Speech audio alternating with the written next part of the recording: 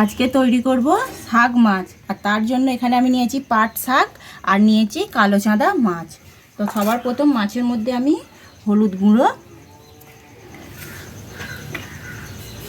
লঙ্কার গুঁড়ো আর নুন মাখিয়ে নেব।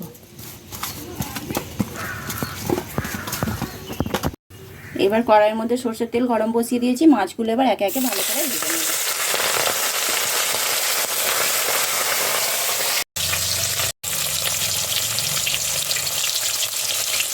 মাছগুলো ভাজা হয়ে গেছে, এগুলো একে একে তুলে নেব।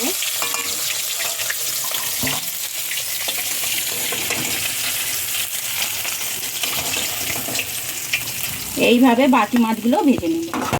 সমস্ত মাছগুলো ভাজা হয়ে গেছে। কড়াইয়ের মধ্যে দিয়ে দেব গোটা জিরে, কালো জিরে, কুচিয়ে রাখা পেঁয়াজ আর টমেটো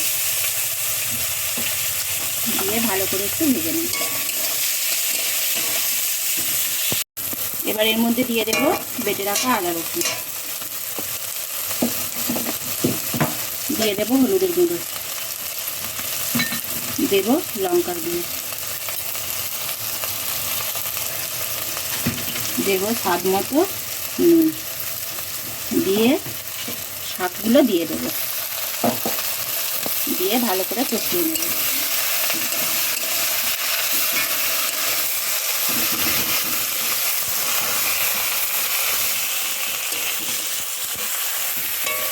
মতো জল দিয়ে দেব।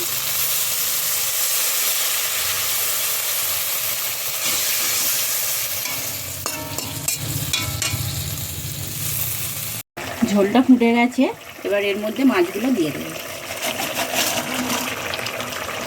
দিয়ে আবারও 5 মিনিট ফুটিয়ে নেব।